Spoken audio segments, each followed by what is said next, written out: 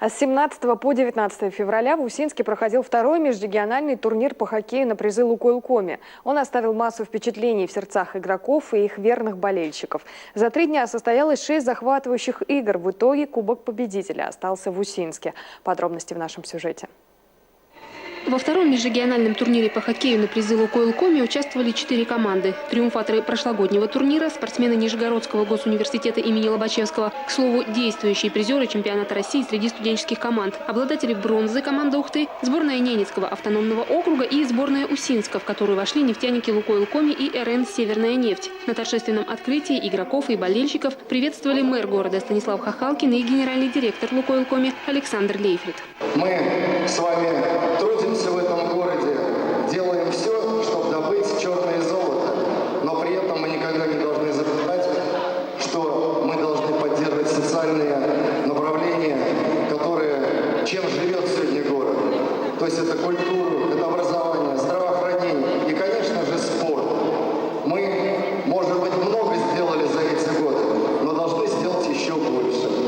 В честь спортивного праздника юным хоккеистам вручили коньки от «Лукойл Коми». Игры стартовали после символического выбрасывания шайбы, которые провели Станислав Хахалкин и Александр Лейфрид. Турнир проходил по круговой системе. В решающей игре турнира встретились команды Усинска и Нижнего. На матч большие надежды возлагали зрители. Первый гол забили нижегородцы. Усинцы не заставили себя долго ждать и на 13-й минуте сравняли счет 1-1. Так и завершился первый период. Во втором периоде усинцы активно атаковали соперников, забив еще 2 гола. В итоге счет 3-1 в пользу хозяев. В третьем периоде игра обострилась, разгорелись нешуточные страсти. На 16-й минуте усинцы вновь забили гол. Команда Нижнего Новгорода проявила характер и на последней минуте дважды отправила шайбу в ворота соперника. Матч завершился со счетом 4-3 в пользу хозяев.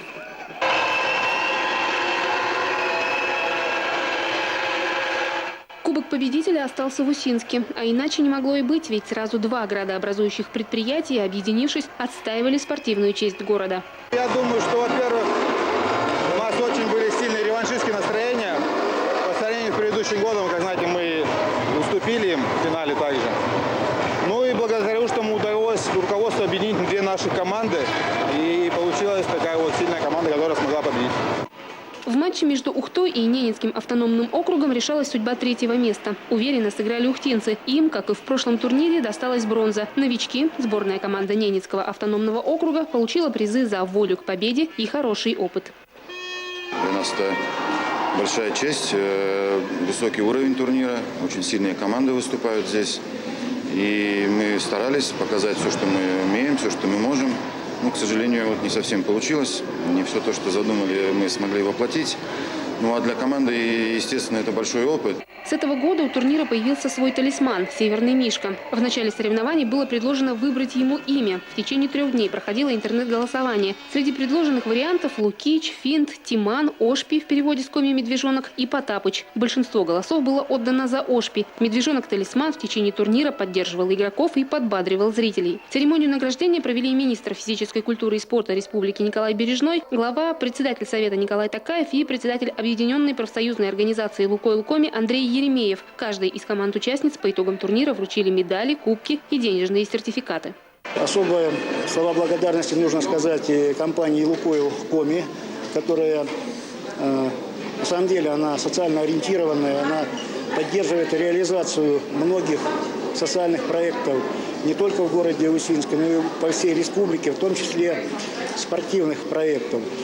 По сути, этот турнир может стать настоящей визитной карточкой города Усинска, так как мастерство участников растет, зрительский интерес превышает возможности спортивного комплекса. Я думаю, у этого турнира очень хорошее будущее.